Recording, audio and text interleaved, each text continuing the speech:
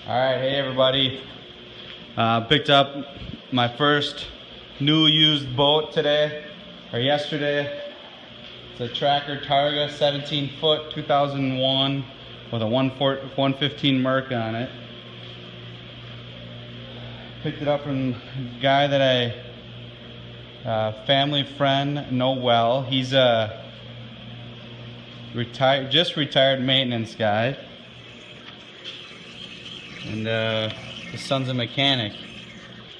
So I was cautious to buy this tracker just because of all the reviews that I see online of all these issues with hulls, cracked welds, need to repair, you name it.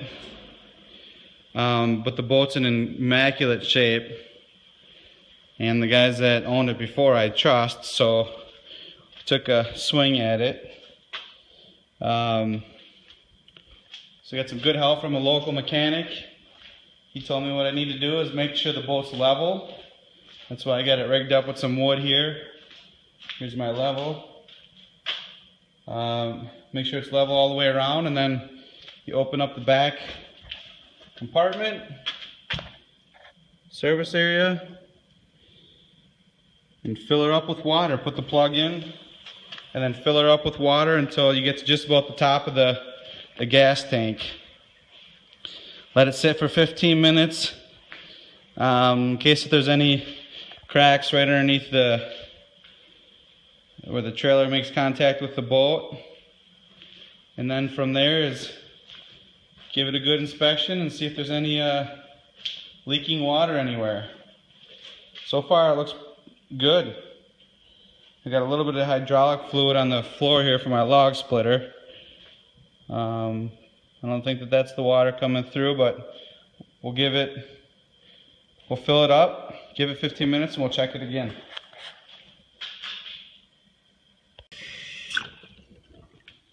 Alright, part 2 of the video.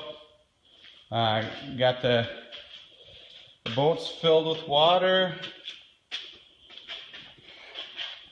Let's come over here to show you how much it's filled per the recommendation of that local mechanic, just about to the top of the gas tank. Notice I did take off the electrical too, just in case if any of the wires were exposed below, that there aren't any issues. So now it's the waiting game.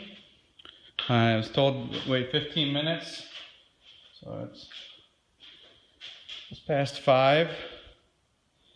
So we'll give her 15 minutes and then come back and check her again, see how everything looks. So far though, so good. I think everything looks perfectly dry so far. So far, this phenomenon with at least this tracker boat, maybe it's the limited use it's got, or maybe the welds are holding strong on it, but this is a 2001, and I don't see any leaks. Fingers crossed. Okay, to start off video 3, I thought I'd come out here to the north shore of Lake Winnebago to show everybody that's not from Wisconsin what's going on up here. Those are sturgeon spearing shacks. If you haven't ever heard about sturgeon spearing, you should check it out online. It's pretty cool. But the season's about to end here this weekend because it's been a crummy season for sturgeon spearing because the water's been real cloudy, so guys haven't had much luck. But so now we'll go back in one more time to check up on the status of the boat and check and see if we got any water leaking anywhere. So it's just about 15 minutes later. We're back looking at our Tracker Targa. Walk through windshield. I was over here looking, and overall I don't know that I really see any leaks anywhere. I got down and took a closer look earlier. I got some clear looking spots, but it all appears to be from a prior, I don't know if it's from my old Suburban that's got a little leak on it or what, but nothing appears to be leaking off of the hull of the boat itself. So it seems to me that this here tracker has passed the full inspection and is ready to be modified slightly so that we can get out on the water first come season.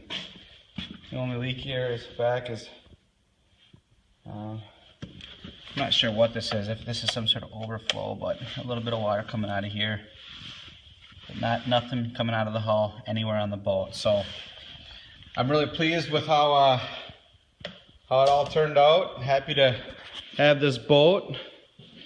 So maybe this is this goes against all the evidence that every tracker is crap, and hopefully you don't end up hearing anything more from me about this boat and the hull ever again, because we're pretty happy with it. So obviously I had to pull the plug, but the final wrap up to do is just to get your boat jacked up in the front as high as possible, so that all the water can really drain out.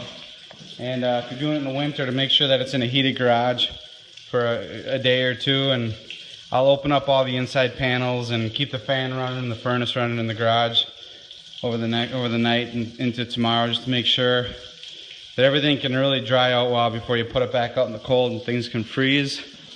But I think that's pretty much about it. So thanks again for watching, and good luck out there.